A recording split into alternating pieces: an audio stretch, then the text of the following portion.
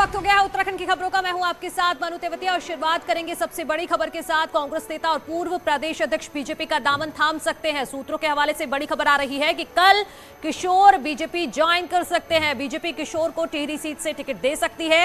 हालांकि किशोर ने ज्वाइनिंग पर फिलहाल चुप्पी साधी हुई है। न्यूज 18 ने फोन पर किशोर का पक्ष लेने की कोशिश की, लेकिन किशोर उपाध्याय ने कुछ भी बोलने से फिलहाल इनकार किया है।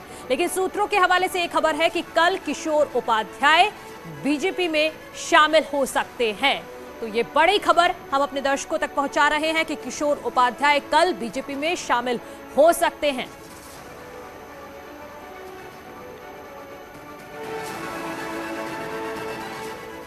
तो किशोर उपाध्याय के बीजेपी में आने की चर्चाओं के बीच टिहरी में बीजेपी में बवाल की स्थिति है। स्थानीय बीजेपी नेता किशोर उपाध्याय का खुलकर विरोध कर चुके हैं और किशोर को पार्टी में नहीं लेने की मांग कर रहे हैं। हालांकि बीजेपी जिला अध्यक्ष अभी भी इस मामले को लेकर खुलकर बोलने को तैयार नहीं है।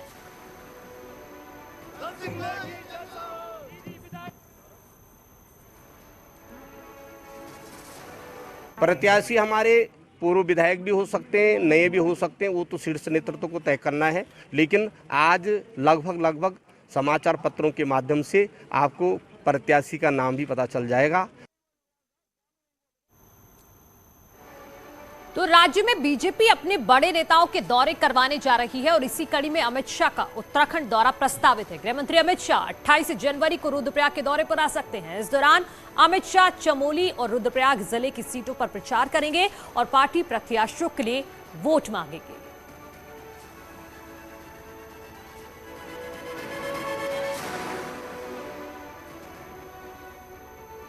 अब बात करते हैं राज्य की हॉट सीट बन चुकी खटीमा विधानसभा सीट की, जहां सीएम पुष्कर सिंह धामी 27 जनवरी यानी गुरुवार को अपना नामांकन करेंगे। खटीमा पहुंचे सीएम धामी ने पार्टी कार्यकर्ताओं के साथ बैठक कर उन्हें जीत का मंत्र भी दिया। इस दौरान सीएम धामी ने कहा कि खटीमा की जनता ने उन्हें 2 बार पहले भी अपना प्यार दिया है। अब वो सीएम हैं तो उनकी जनता के प्रति जिम्मेदारी और बढ़ गई है। 27 जनवरी को वो अपना नामांकन कराएंगे। अभी चूंकि कल पर्चा भरना है और लोकतंत्र का महापर्व चल रहा है, मेरी कर्मभूमि खटीमा है, इसलिए औपचारिक रूप से कल पर्चा भरूंगा। लेकिन सभी से मिल रहा हूं, सभी का आशीर्वाद मुझे मिलेगा। पहले भी क्षेत्र से मिलते रहा है, आज तो खटीमा क्षेत्र के महान देवतुल्य जनता ने मुझे सेवा का अवसर मिला, मुझे सेवा का अवसर मिला है। मुझे पूरा भरोसा है कि इस बार का चुनाव खटीमा क्षेत्र की जनता ही लड़ेगी, वही जिताएगी। हरिद्वार की झबरेड़ा सीट को लेकर बीजेपी में बवाल मच गया है। टिकट कटने की आशंका से विधायक देशराज कर्णवाल दिल्ली में डेरा डाले हुए हैं, तो वहीं झबरेड़ा से कांग्रेस नेता राजपाल ने आज बीजेपी ज्वाइन कर ली है। बीजेपी के प्रदेश ऑफिस में पूर्व सीएम निशंक और नरेश बंसल ने उन्हें पार्टी ज्वाइन कराई और माना यह जा रहा है कि उन्हें टिकट भी मिल सकता है। ऐसे में देशराज कर्णवाल के समर्थक भी बीजेपी ऑफिस पहुंच गए और उन्होंने यहां पर खूब हंगामा किया।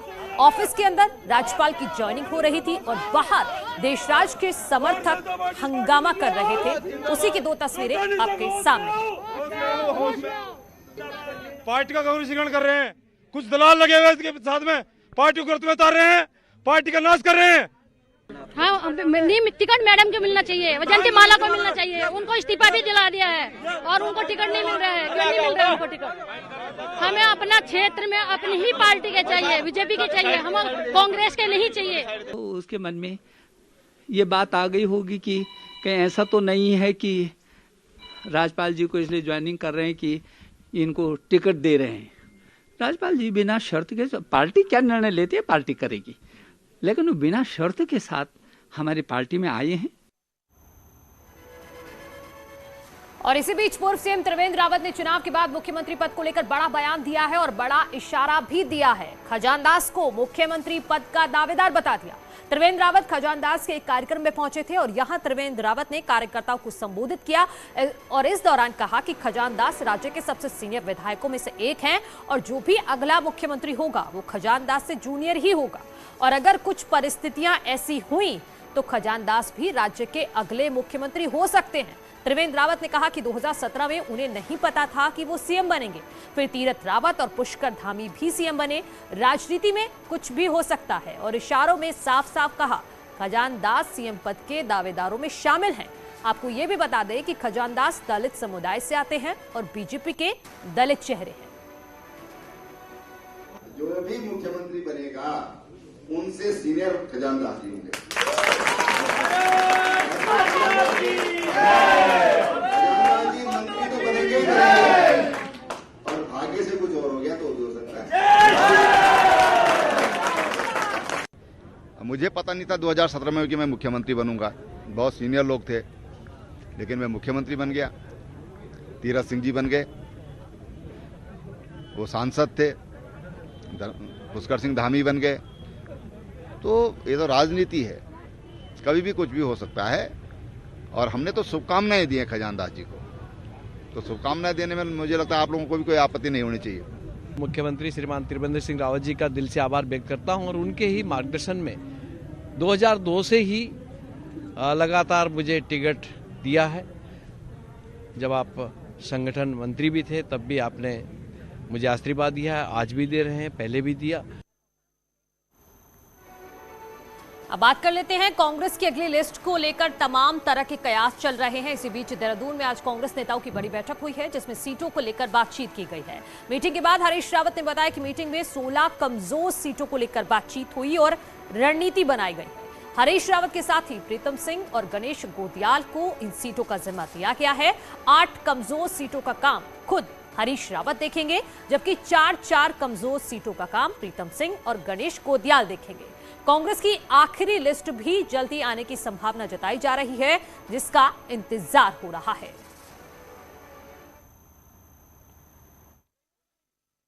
जो कुछ सीटें कमजोर सी नजर आई हैं, उन पर हम लोगों ने स्ट्रेटेजी बना ली है कि हम कैसे उन सीटों को जीतेंगे, और आपस में हम लोगों ने ड्यूटी बांट ली है।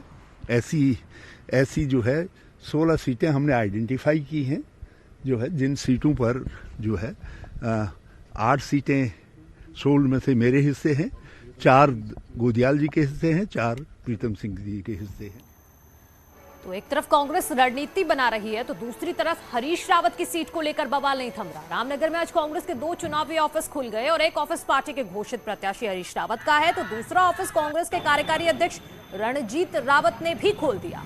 चुनावी ऑफिस खोलने से पहले हरीश रावत समर्थक लखनपुर में जमा हुए और फिर नारेबाजी करते हुए हरीश रावत के चुनावी ऑफिस पहुंच गए। कांग्रेस नेताओं का दावा है कि कल तक सब ठीक हो जाएगा।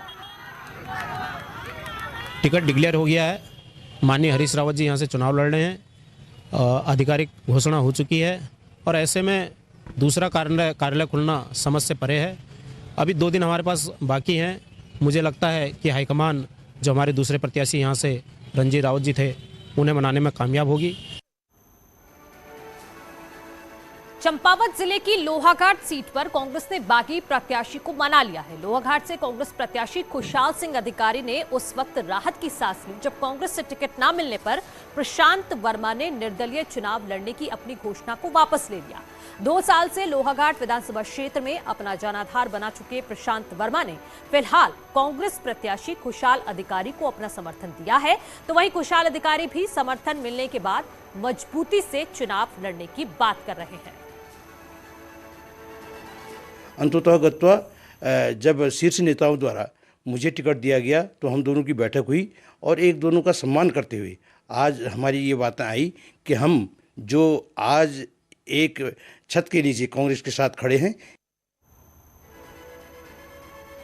उत्तराखंड में ज्योति रौतेला को महिला कांग्रेस की प्रदेश अध्यक्ष बनाया गया। इसके साथ ही 4 महिला उपाध्यक्षों को भी नियुक्ति की गई है, जिसमें कमलेश रमन, अलका पाल, भागीरथी बिष्ट और आशा मनोरमा डोबरियाल शामिल है।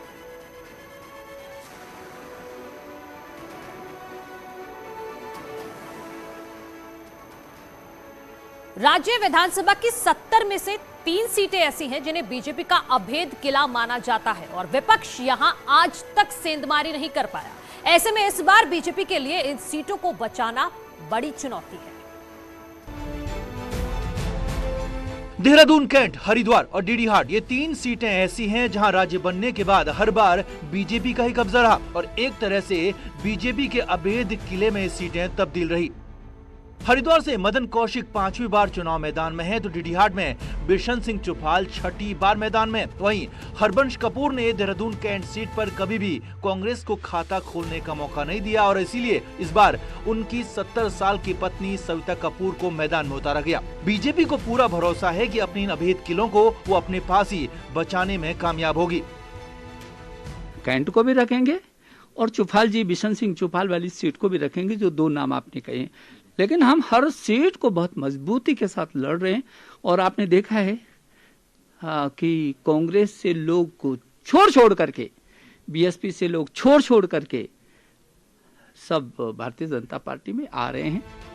हालांकि इस बार परिस्थितियां कुछ बदली हुई हैं। हरिद्वार में मदन कौशिक के सामने कांग्रेस के सतपाल ब्रह्मचारी हैं जो उन्हें सीधी टक्कर दे रहे हैं। डीडीहाट से 5 बार के विधायक बिशन सिंह चुफाल की हालत एंटी इनकम्बेंसी के चलते खराब बताई जा रही है। पिछले 2 चुनाव में चुफाल त्रिकोणीय मुकाबले में जीते और इस बार अगर आमने सामने का मुकाबला हुआ तो चुफाल को भारी पड़ सकता है। जबकि देहरादून कैंट सीट पर सालों से एक ही परिवार को टिकट देने पर बीजेपी के ही कई दिग्गज नेताओं में नाराजगी बताई जा रही है। हमारे किसी की भी और किसी कार्यकर्ता, बहुत वरिष्ठ कार्यकर्ता वहाँ पर हैं, उनमें से किसी को भी देते हैं टिकट। एक सिर्फ परिवारवाद को इन्होंने बढ़ावा दिया है। जो महिला कभी एक्टिव नहीं रही इस फील्ड में उनको दिया है टिकट। और उसके बाद जो है आज सारे क्षेत्र में हमसे लोग पूछ रहे हैं कौन है वो, कौन है प्रत्याशी, क्या जवाब देंगे हम उन्हें। हालांकि बीजेपी के लिए जागेश्वर, धारचूला, भगवानपुर, मंगलौर और पिरान कलियर जैसी सीटें अभेद बनी हुई हैं। लिहाजा मुकाबला यहां भी कड़ा होगा, लेकिन बीजेपी के लिए अपनी 3 सीटें बचाना सबसे बड़ी चुनौती है। देहरादून से न्यूज़ 18 के लिए सुनील प्रभात की रिपोर्ट।